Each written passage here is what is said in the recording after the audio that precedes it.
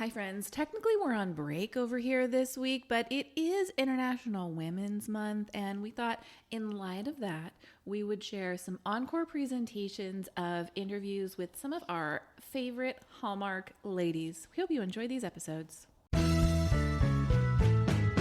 This is a Bramble Jam podcast.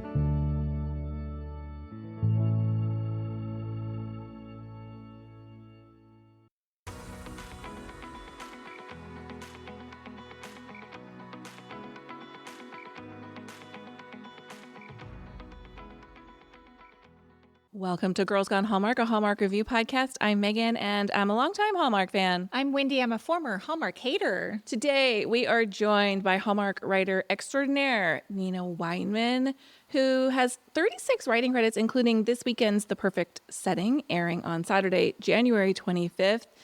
Some other notable movies you might recognize, favorites around here: A Carol for Two, Haunted Wedding, Catch Me If You Claus, Flip That Romance, Pumpkin Pie Wars, one of Wendy's favorites.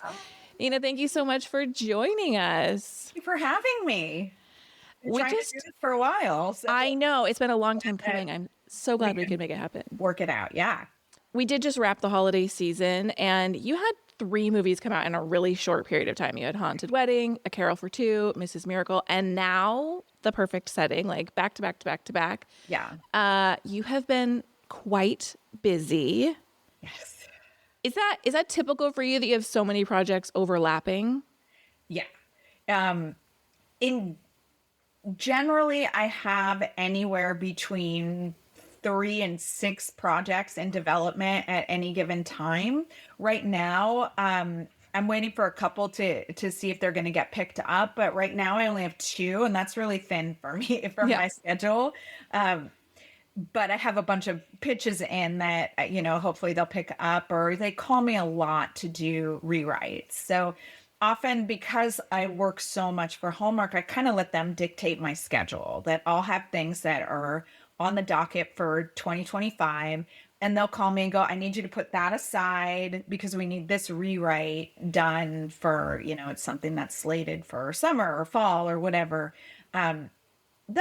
They'll tell me how to prioritize my projects. So it's not super overwhelming, except when they all happen at once. Yeah, I would imagine. Which does happen. That happened with Mrs. Miracle. I had a couple of other things, and Mrs. Miracle was originally not written for Christmas. It was just a family coming home for their grandmother had passed away, and it sat on the shelf for a while. It was done for a while, and it sat on the shelf because they were like, it's not Christmas, and we feel like Mrs. Miracle really needs to be Christmas. I said, great, let me know. I'll make it Christmas. And they called and they were like, okay, we need it for Christmas and we need it this year. So they bumped me off something else and had me do Mrs. Miracle right then. So they tend to dictate priorities based on what slots they need. You mentioned rewriting for people outside of the industry like us. What's that process like? I mean, has someone submitted a script and it's just not like the Hallmark formula that they bring you in for, or? It varies. Mm-hmm. Perfect Setting was a rewrite, and they came to me right before production. They were like, we're starting prep on Monday and we need this script. It's just not quite where we need it to be. So that was a 9-day turnaround for me, because they were already in Belgium and location scouting. That's not the norm. Yeah. It was, written by a couple of wonderful writers, Canadian writers. And it just, I don't even know what the process was up to that point to get it where it was, but it wasn't ready, but they had it slotted. So they brought it to me, and I just worked 24/7 for 9 days so that and was communicating with them while they were in prep and saying, this character's gone, don't cast that one, things like that. Wow. But this location is gone, tell me what locations you found, I'll write those into the script now. So that one was super fluid. That's not always the case. Haunted Wedding was a rewrite also. And it was, I believe, a spec script from Rod Spence, who was the original writer. It was his wonderful idea. And Aisha Francis, they had done a couple of drafts. And this happens to all of us as writers, that you're so close to something. And I have been replaced on my own projects before. You need to bring in fresh eyes. So sometimes they'll say, you know what, it's just not getting there. And they'll say to me, we need to put somebody else on this project because it's not getting there. And you're so close to it. It's a lot easier for me to figure out how to fix somebody else's work than it is to fix my own. So with that one, they had gone through the development process for a while. And so they brought me on and it needed fresh eyes. And so we were able to, it was a pretty big overhaul, but there's a thing that we as writers call getting noted to death, where you get so many notes that you don't know what to do with it anymore. After, a third draft, a fourth draft, after however many, you're just like, your head is spinning and you're like, I don't even know what this is anymore. So sometimes it is the best thing for the project to like take me off of it and put somebody else on and let them get it there. And I've had projects where I was like relieved to be taken off because I just didn't know how to fix it anymore. Oh, interesting. That's so interesting. Like, I never thought of that part of it. Do you find as a writer, like, you write the script and so you start with a story in mind, and when you realize it's not going to be that, sometimes it's hard to reroute to a completely different story? I would say probably 75-80% of the time, the final product is not exactly what I originally pitched. It's the great thing about it is it's no longer my story. Once it goes into development, now it's ours. So the collaboration aspect, which for me as a writer and being very like solitary in my workday, I love that collaboration. And sometimes it is like, oh, that's a great idea. I wish I had thought of that. They definitely morph and develop and change over time as you're developing a project. But it's a collaboration. And then sometimes when we bring a director in, it morphs even further. And that's okay because it's always about what is best for this project. And that's, I think, all of our philosophy is what's going to make the best movie. I'm not precious about my stories in general. I have a tendency to go, okay, I'm not going to die on this hill for a plot point that's not working. That's really interesting. Have you always been that way when you say you're not precious about these stories? Because I feel like it's a super, like your perspective, you're like, it's great to have a collaboration. And me, I'm the kind of person who's like, can I offer you a suggestion? I'm like, oh God, please. I can't, I'm going to take it so personally. Well, that was absolutely a growth process as a writer because, I've been doing this now 15 years as a working writer. And oh my gosh, like there are some notes that you're just like, you learn how to, let it just roll off your back because it's in the beginning when you're putting your heart and soul into a project, it's very personal. And it's a process to learn that this is not a slight. It's not about you. Learning how to be a collaborator is one thing that writers very early on, it's an adjustment because we are so solitary. And when you're first starting out or when you're writing spec scripts and trying to get a career as a writer, it's just you. And that is not the case when you're being paid to write. You are being paid, you have a boss that you have to report to. And the boss wins. I think a lot of writers have a hard time at first adjusting to that and accepting that all of us have the dream that we're going to turn in a script and they're going to go, it's perfect, no notes. That has never happened and that will never happen. Ever. So For writers who are getting into it, like, would you just suggest they get into like collaborative groups where they're getting that feedback, at least from their peers, or? Feedback is so crucial. And that doesn't mean that feedback is always right, Right. but there's a difference between notes from peers that you respect and notes from somebody who is paying you to write something. If you're being paid to write and you're fighting notes, a lot of the time I think writers fight notes because they just don't want to do the work. Oh. That's kind of the ugly truth of this. But you may get notes from a friend that you think are totally wrong, and you don't have to take them. You may get notes from a network or a studio that you think are totally wrong, and you got to figure out how to make that work. If you like working. They win. Their notes win. Hired And again. that's another thing that I think I've learned throughout my career, and it's taken a while to figure out, is I don't like this note, but how do I address it so that everyone is satisfied? And there's a way to do that. And sometimes it's about, I had a mentor who, when you first join the Writers Guild, they assign a mentor to you who helps you like kind of navigate the process and stuff. And my mentor is the showrunner of NCIS. And he, I would reach out to him and be like, I don't know what to do. I just got all these notes. I don't know what to do. What do I do? And he would say to me, always look for the note behind the note, because what are they trying to say? If you don't understand what the notes mean, read them all, step back, take a look at it. What is the note behind the note? And it helps. You get it. You can figure it out when you stop being precious and insulted and upset about it, and just really look at it from a practical standpoint.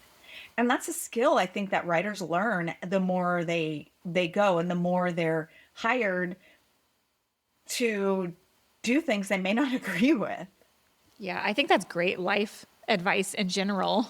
Any feedback, like step back and look at it. What are they really trying to say here? Right. And move forward with that. So It that's might really not be good advice. delivered in the most eloquent or the most delicate manner. And, I tell that to my kids too, as just like kind of a life lesson, is that nobody is here on this earth to coddle you except me. Yeah. I'm here to coddle and nurture you. But in the real world, your teachers, your friends, your bosses, all the stuff, they're not going to coddle you. So you have to learn how to take criticism, but not let it in here. Yeah. Yeah, that is a skill. That is a skill that, And it takes time. It does. As a writer. yeah, really the only thing you can do is experience it. Like, that's the only way Yeah. to practice, is by going through it. You mentioned you've been writing for Hallmark for 15 years. Your first, About 15, yeah. yeah, IMDb reports Backyard Wedding in 2010 as your first Sale, yeah. movie. Since then, you've written a total of 36 movies, and almost exclusively. 36 on air. There Yes. Okay. Yes. Thank you. That's a didn't get made. Some may still get made. Some, I would say I probably have written for Hallmark maybe around 45, Oh, wow. including like what I have in development now. Things I did, a couple of uncredited rewrites on 2 movies that were sort of last minute production polishes that I didn't get credit on. One was called At Home in Mitford, and one was called, oh my gosh, what is it called? I can't think of it. It was a Christmas movie with Brooke Dorsey and Daniel Lissing. Wendy looks at me because she thinks I'm the I know, ultimate authority on all things Brooke Dorsey. I She's can't one of my remember, but I favorites. did, a couple uncredited rewrites that were just like last minute polishes and things like that. So yeah, they've been incredibly good to me. Like, I could not be more grateful for this. The industry has had a lot of really horrible years, and strikes and COVID and shutdowns, and I am so thankful that Hallmark has given me a home where I get to do what I love, and I get to do it on a regular basis. Well, yeah, we were looking at your resume, and like, you've kind of been through like a lot of the evolutions happening at Hallmark. So how did you ultimately did you sell a spec script to them? Is that how I you did. ultimately got Yeah. started? So I was working at Lifetime. I was a development assistant in the movie department. And some of the people that I met when I was working there are still people that I make movies with today. And I had heard my old boss, a woman named Barbara Fisher, was the head of programming at Lifetime. And she was let go, and probably a year later ended up as the head of programming at Hallmark. And I had heard they needed a wedding movie. I had a movie I had put in my notice because I was like, I cannot keep like working all day and then come home at night and write. It was just not tenable. And we were about to get married. My husband had a good job. He was my boyfriend at the time. We were living together. And he was like, "You know what? Just we're fine." Our overhead was like $27 a month. We had this like little apartment. We had no kids yet. It was like no overhead at all. He was like, "We're fine. Quit your job and really give the writing a shot."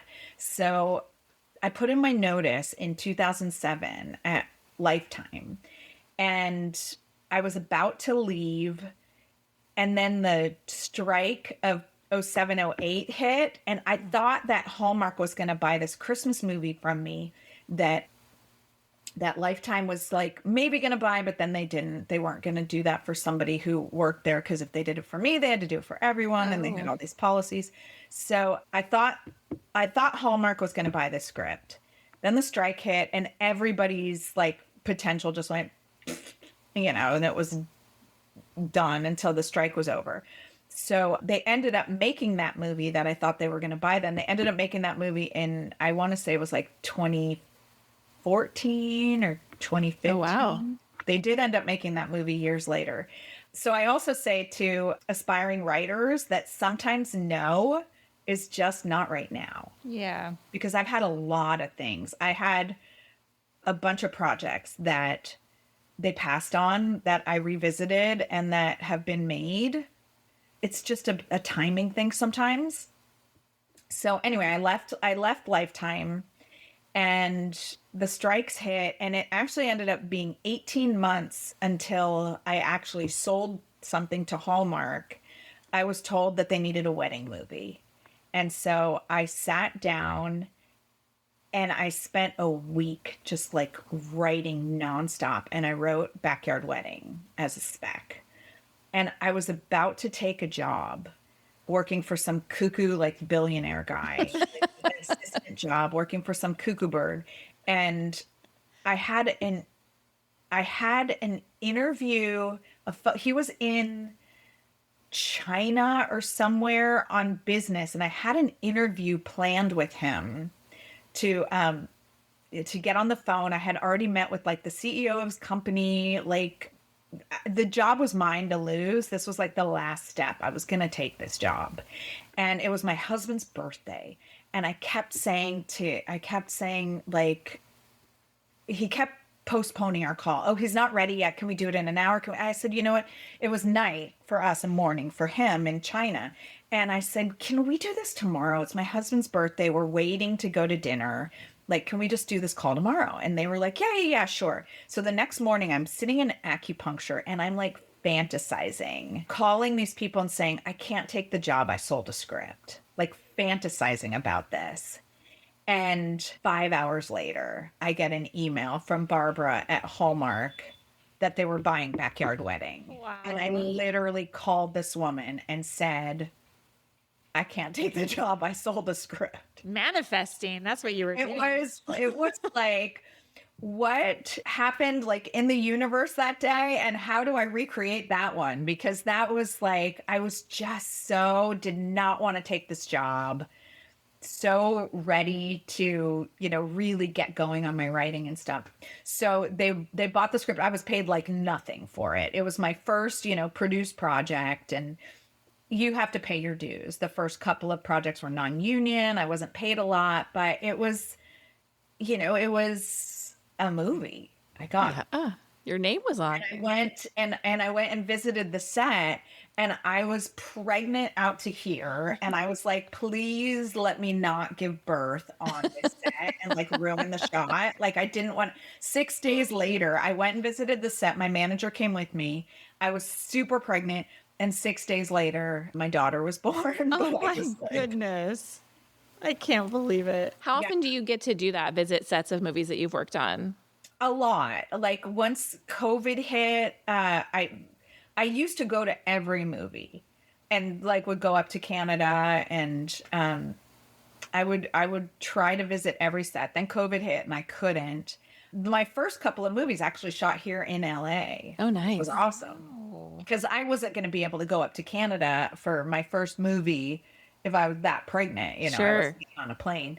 But yeah, I try to go as much as possible. I really love going to visit the set, and my ultimate goal right now is I want to produce my movies. Nice. So I'm learning a lot, and I have a couple of producers who are mentoring me, and I'm going to go on my next one that's going to shoot probably in March. I think it's scheduled to shoot.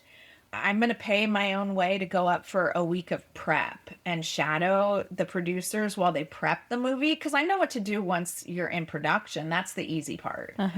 It's not easy, but I want to learn how to prep a movie because I would like to produce them. How exciting. Yeah. That's so exciting. It's like putting together a big puzzle, and I don't like, and I've never been a person who would just turn in my script and go away. Yeah. Like I want to watch every cut. I want to watch the process. I want to see how the editing changes things. I want to see how the music changes things. It's all really it's just really fascinating to me how a movie gets made. And I want to be a part of all of it and not just the script. Very cool. Yeah, I love I'm it. guessing you can't tell us what that movie is that's shooting in March, I right? don't think I'm allowed to because it hasn't been announced yet, but March is just around the corner, though. Maybe Yeah, it might be I a know. summer movie. yeah, it's definitely a summer movie. And I'm not really like until they announce things, they Of don't like course. to talk about it. Yeah. Because I have another Christmas movie that I'm writing now. That'll be for Yay. this Christmas. It's always Christmas inside my head. Yeah. I'm always working on something Christmassy. Speaking of prep, some of the movies you've written have been like really immersed in like a specific world. Like I remember Wendy messaged you back when we did Flip That Romance. We just did it just last summer. Because you had like really detailed, specific, accurate information about like home renovation. Because you, Yeah. at the time of That writing was it, really important to us. Were- And they also, for that movie, they actually built on a set a replica. So they had chosen the two condos that were like a side by side condo. So they had chosen that, and they kind of messed up the outside, but for the construction, they built on a soundstage a replica of the inside, just kind of a bare bones, so that when like Tyler comes crashing through the wall and stuff, that was all on the set, on the soundstage. So fun. Yeah, so that they could do like all of the construction and stuff. You're obviously renting somebody's home, and you're not gonna go in there and like knock down their walls and do you all of imagine? that. While I was working on that one, because that was also a rewrite, and that was one that I was brought on earlier than, not like, oh, we're starting prep on Monday. I was Yeah. brought on earlier to rewrite that one. And it was a while we were renovating my house. So I had a lot of information as to like all the things that could go wrong while I was renovating my house and writing that movie. And they were really like, our executive at the time, who's not at Hallmark anymore, her name's Lori Furneaux. She was like a big fan of like the home renovation shows. So we would be like, well, I saw this show where this happens, when you're trying to figure out like, what can we do? Because what you do in any of these movies is you give people a setup, a world, and then you just throw a bunch of stuff at them and see how they get out of it, how they fix it, how they, that's script writing. What can I throw at these people to make it harder for them to achieve their ultimate goals. And interesting. so we had a lot of options on that one. Yeah, that was such a fun movie. Speaking of the perfect setting, which we did not know, you only had 9 days to turn around that rewrite, and that's like, immersed in the world of like jewelry making. So the good fortune of the original writers had done all the research on not only jewelry making but Belgium. Nice. So what I did when I rewrote it is I would go through and I would say, what are the facts and figures and the things that I want to keep? Because they did the research. Yeah. Like that, half of my job was done as far as that goes. I didn't have to spend a lot of time. I didn't have a lot of time. So I didn't have to spend a lot of time learning about how do you make like there were little speeches and things that I would go, oh, there's a nugget in here that sounds like I know what I'm talking about with jewelry making. So I would cut and paste and put it on a separate document. These are all the things that I want to keep in the new draft. Oh my God. Did you watch the movie? We did. Yeah, so we've seen a rough cut, which is funny to hear you talk about like Yeah. it's funny to hear you talk about like everything that goes into it, because the rough cuts have, like on-screen notes about it, and it's so interesting to see. There were like ADR things. Yes. And see in the rough cut, and that rough cut that you probably watched the same one that I watched, it didn't have the music's not in there. This is all for the composer, so there was like no music, and it wasn't color corrected, so you can see as it jumps back and forth that kind of things don't match, and the sound changes. Yes, it's It was fascinating on our end. Yeah, I was like, okay, I'm watching the final story, but I'm also taking in so much about like how different this is going to be from what we're going to see when it airs. Right. And there would be like lines on screen. That's notes for the network to see that we're going to add an ADR line later where she says, oh, hey, you're early or whatever, to try and just make things track better. Yeah. A lot of ADR lines when things are like, we cut this scene and there was this little nugget of information that in the scene that was cut for time, we kind of need that nugget of information. So when we're on Wendy's back and on Megan's face, Wendy says blah, blah, blah, blah, blah. And then we cut to the actual dialogue so that you can add that piece of information in that might be necessary to the continuity of the story. Yeah. Did they just send actors to like a local studio to do that sort of thing? Yeah, they do. They generally do ADR, like if they're in Tennessee. Rachel Boston did ADR in a studio in Tennessee because that's where she lives. They don't make them come. They're not like flying them back out to the studio. Yeah. No, I think generally they're able to do it where they are, but sometimes they may need to fly somebody in, or if they're on location somewhere and they have to do ADR, it varies. But for the most part, they can find a studio and just do it there and hire a local studio to record. Did you get to go on set with perfect setting, or was the turnaround too? No, it was way too fast. Yeah. And they shot, oh my gosh, where did they shoot? They shot like 4 days in Belgium, and then they shot in Ottawa. So Ottawa is really beautiful with its sort of like old world European charm that it doubles very well for European cities, as does, oh my gosh, now I can't even think of where. Montreal. Oh, yeah, that makes sense. They both double very easily for these European settings. So they shot most of it in Ottawa, and then they went to Belgium for 4 days, and they just brought, I think, number 1 and number 2, which the actors on the call sheet are, Lacey would be number 1, and then David Elsendorn? Is that his name? He's so cute. Right. From Ted Lasso. All from Ted Lasso. So cute. I thought they were really sweet together.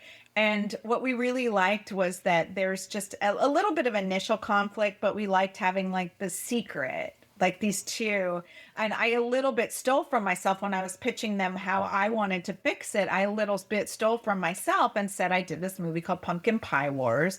It was really fun to have these feuding families, and they have sort of a secret and they really liked that idea of how to put that in. Oh, I love that. One thing I like about this movie that I think viewers should look out for is David, and I don't know if it's an acting choice or not, but like there's a little bit of contention, between the two. Not a lot. It's not like strongly enemies to lovers, but he smiles the entire time he's talking to her. So it doesn't set it up that they're like, He hates her. yes, He's that they're annoyed like with having her. to work backwards from this place of like, we hate each other. Like every time he's speaking, That's what I he's like with smiling. guys. Like I always want them to be a little bit, even if they're kind of snarky, they're a little bit like toying with Yes. them. And there's some guy like Chris Palaha was so great about that. Paul Campbell is so great about that. There's some of these actors that are just so good at in other hands they might come across as kind of a jerk, but they just come across as charming, like poke the bear kind of guys that and there are other actors that are great at that too, but I just like in my experience I wrote these characters that could come across as kind of a jerk and they're not because of the hands that they're in with those guys. Okay, speaking of character choices and the way you write, Wendy has a question. Catch me if you claws. Oh, Catch Me If You Claws. Oh. Okay, so this was one of our favorite movies. And you know that steamy kiss scene that Italia Ricci and Luke McFarlane have in the car? Was that your original idea? Did you see that? Like, was that on the page that they would have like this steamy kiss scene? Or did that So just... they went way steamier than I would have thought that they would. So that movie shot during the strike, so I couldn't go, and I was devastated because bummer. I wrote that movie 10 years ago. Oh my goodness. Get out. 10 years ago, I wrote it originally for another network that Hallmark would never, 10 years ago, Hallmark would never have made that movie like in the old days. That was like way too broad and comedic and a little bit out there. So I had written that movie for ABC Family back before it was even Freeform. And it was one of the last movies they put in development before they stopped making original movies. Oh. And so we, went there, made this really like broad comedy. I think initially they may have been in a phone booth kissing in the really early draft, but Hallmark wouldn't, and back then, have really allowed that, even just like in the old early days. This was 2012. Yeah. And I remember specifically because I had a meeting, like our original kickoff meeting, and I had to call them and say, I cannot make this meeting because I am going to the hospital right now. My water broke and my son is being Oh born. my goodness. So I had to cancel that meeting. So it was in 2012. And for years I was like, how about now? You guys want to make this? Because they stopped making original movies and they dropped the project. So it came back to me. The rights came back to me. And for years I was like, how about now? How about now? How about now? How about now? And then the executive who was my exec at ABC Family is a woman named Kelly Garrett. And she came over to Hallmark and joined the Christmas team. And she was like, we're going to make this movie. We're finally going to make this movie. She never forgot about it. She always loved it. She's like, we are making this movie. And so finally Hallmark said yes. And we were able to make it. I'm so glad they did. I think it still remains a standout movie to me. Yeah. Me too. Oh, It's they one put of a my lot of favorites movies ever. out every year. It's like 50 movies, and I still Yeah. remember Catch Me If You Claws. I love that movie. It was And so they were great. both so great together, and they had Yeah. such good chemistry, and they loved working together. They loved each other. They had such a good time. And so we were like, you guys want a sequel? We have an idea. So, Oh, I don't know. They're so weird about sequels. Like, yeah. everybody wants to make a sequel to their movies, and sequels can be really tricky, and we have a really good idea, but they have it. They've had it for a really long time.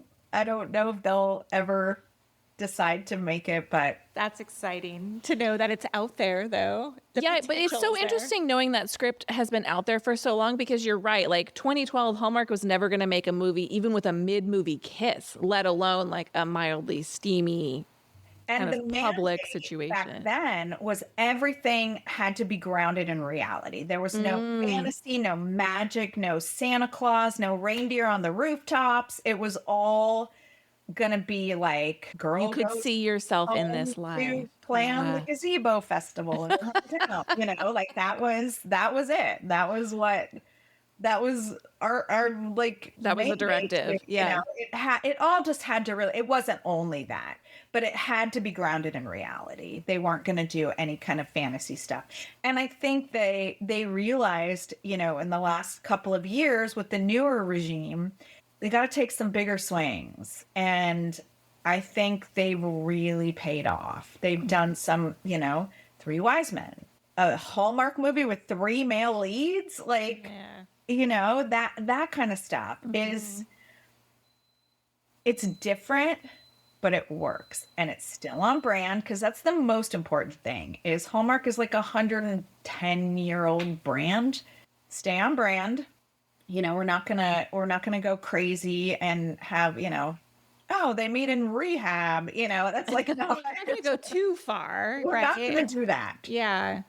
There's- I was wondering, with the changes that are happening over up top at Hallmark right now, yeah. is that coming down to you yet in terms of like what you can write or what As playland far you as can I write in? know, and this is honestly, it all just happened, and then these fires hit, and everybody is sort of right now just like, we're all kind of in survival mode a little bit. There hasn't been a lot of work talk. I mean, at the same time, we're business as usual. Like, they have an amazing team in place that the trains are still going to run on time. As if I know Hallmark, and I'm not privy to a lot of that internal information, but I just can say that I know the people who are still in charge, and those trains are not going to derail. Those trains are going to run on time, and they're still going to have everything done and ready for all of their deadlines, all of their seasons and All their stuff. seasons. So, as far as the changes, has it affected me? I mean, it's all very new and we haven't really had a lot of conversations, but I'm business as usual too. Good. I have my marching orders, and I'm just steering clear of any, drama, gossip, any of that, and just like head down doing the work. Yeah, good. I think that's how everybody is right now. It hasn't trickled down to me in any, big way. Good. Can we throw it back really quickly to during a very busy season, you also went on the Hallmark cruise, sail number 2. Yes, I know you guys are on cruise number 1. Wendy, what did you do for clothes? Oh my gosh. I had to go shopping. Like, I No. literally got into Miami that morning, like at 7 a.m., and then met up with her. We hit Nordstrom Rack. I just cleared the shelves. We Ubered over, bought a suitcase, bought a full like underwear, socks, everything, shoes. Everything. And then went to Target and did like the toiletries, and then back to our hotel. She packed a suitcase in the lobby of our hotel that we had already checked out of, because what are we going to do? And then went to the ship. She made it work. I made it work. Yeah. Listen, and then I was so impressed with, like, every time because I watched all your stories, and every time your attitude about it was just so like, going on a cruise, okay. I was so deliriously tired. I don't even know. Like, I spent 12 hours in the airport. It was. Were you so scared you just weren't going to make it and the ship was going to leave? That would have been my panic. I think Megan was worried I wasn't going to make it, in terms of like, I was like, I'm going to just get on a plane and go home, because I'm like, this is not worth it. Well, because the night they canceled her flight and they were like, your flight's not till noon the next day. And at that point, she wasn't, there was no chance she was going to make it. And I knew that her next step was going to be getting on a plane and going home. And it's 3:00 in the morning. I was like, just stay right there. And I was like, there is a flight in 3 hours at 5:45 a.m. on Spirit Airlines. And I know you would sooner chew broken glass than fly Spirit Airlines. Actually, I'm like, I can't go on this cruise by what am I going to do for a week by myself on this cruise? I don't know anybody. So obviously I wanted her to be there, but it was down to the wire. I was convinced that she was not going to make it. What Glad I time made did you it. get to Miami?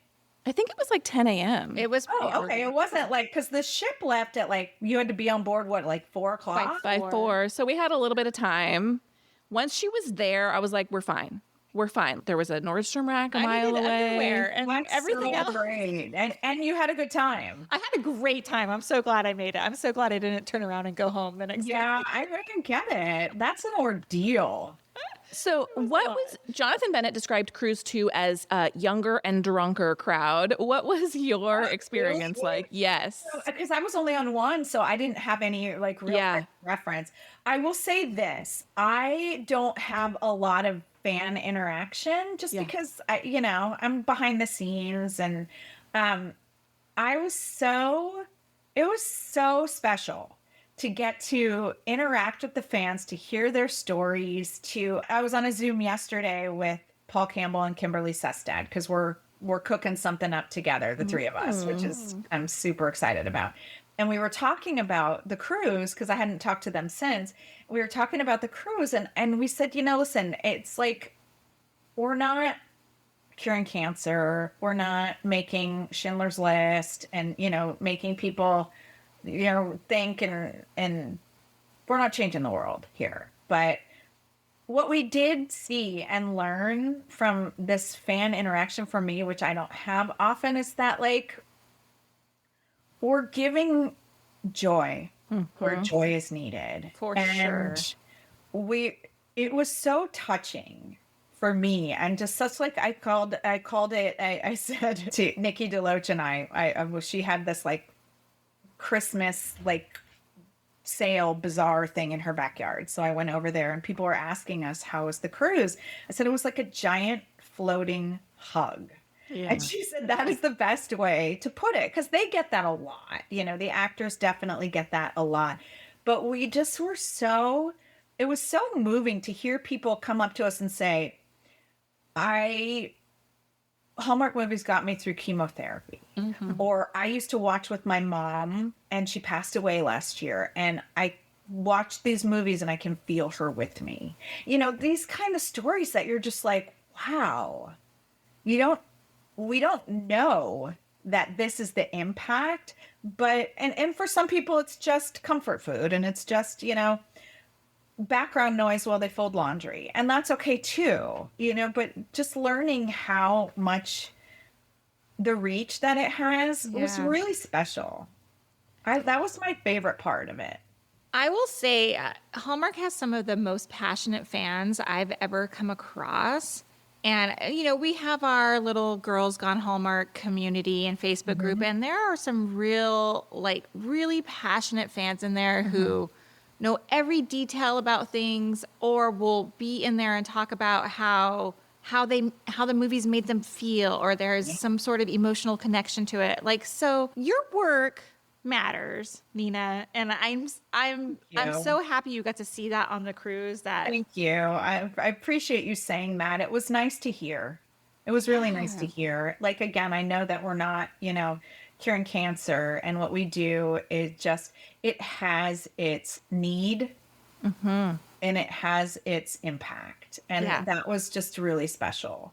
Well, I think the choice to have you and Julie on those cruises, I think it was a really smart one, because like you said, the behind the scenes isn't often put in the forefront. And even in like our suggestions, we were like, more of this, like put a whole production team, like the costuming and the like, how does the movie get made? Because people are interested in this. Like when we have Keith Nielsen, costume designer, on our show, people are so fascinated by like the process. Yeah. And so like, next year, who knows what the plans are, but we'd love to see like more. We love the actors. Everyone loves the actors. They're the face of the brand, of course. But there's definitely an interest in how I the had a whole lot of people come process. up to me and say that. A lot of people, what we did, because on the first cruise, I think people got a little prickly about the line for the photo op because the line was so long, and they kind of figured out like what are the things that we need to adjust for cruise number 2. So they had quite a few of us going up and down the line, talking to people, introducing ourselves, answering questions. So I met like every fan on that boat. I mean, it was me, it was Jennifer Kramer, who's the head of the Christmas development team. Cass Walker, Andrew Walker's wife, Oh, was wow. talking to people. Tyler's mom was walking up and down and talking to people for a while. Tatiana Erasme, who's the head of casting. We were just walking up and down that line and talking to people. And I was like, oh, people care what I have to say, really? Like, Absolutely. it was so nice. And the fans were really warm and special. And the number of hugs I got, I was like, oh, thank you. It was really a great experience. I'm so glad. I'm so glad your experience was positive. I'm really curious to see what the next one's going to look like because I know they're bigger ship, bigger crowd. Yeah. And I mean, I haven't heard much. I don't know if they're going to invite me back or if they're going to want to do, other writers for Hallmark or other producers or whatever. I don't know what their plans are. I haven't heard anything, but they know that they know that with a ship that's twice the size, they're going to have to double up on Yeah. everything. Like Jonathan can't do everything. They can't have everything in one place. They're going to have to do a bunch of different simultaneous things. That's all I've heard, because it's just on a small ship you can do that, but on this ship is like twice the size. Are you going back? We are not. We're not. No. Yeah. No, I signed up for the pre-booking and had a great booking time, but we decided that we were going to do something different this year. So You did it. You went, you broadcast from there, and yeah, well, on top of that, we went to Kansas City too in December, right before Christmas. And I was like, put a pin in me. I am done. Yeah. Pin, put a fork in me. I whatever. think if the cruise were in the summer, it would be an easier sail. But to do it in November, an easier sail, SALE, I mean, for us, it's hard, to take that much time away, as you well know, during the holidays. I don't know how the actors did it. They were just nonstop. They had like the bus tour. I know. And then they had the cruise, and then there was cruise 2, and then they had Kansas City and Christmas Con. Like, I was talking to Paul Campbell, and he was like I'm not gonna see my son for like Yeah.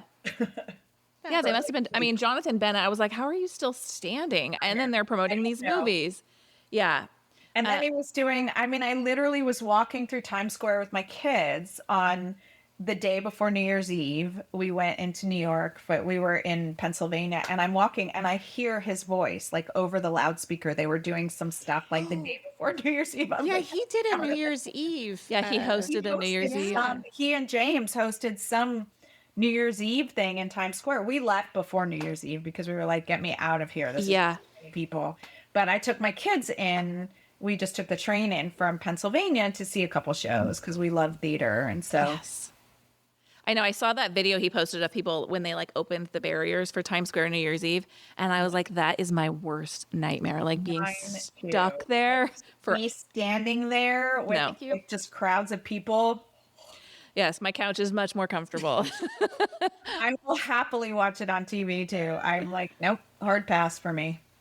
Nina, thank you so much for being here. I'm so glad we got to finally connect. Hopefully we can do this again. Everybody, please check out The Perfect Setting, Saturday, January 25th on Hallmark. And Nina, where can people find you? I'm on Instagram as Nina Weinman Swift. My husband's a Swift. We're no relation to Swift Trucking or Taylor Swift or any of the good Swifts. But I go by that. Professionally, I've always been Nina Weinman. But on social media, on Instagram, is really the only one I use. I don't do much else. But Nina Weinman Swift. And we'll leave a link to that in our show notes. Thank you so much. And thank you for listening to this episode of Girls Gone Hallmark, a Bramble Jam podcast. We'll see you next time. Bye.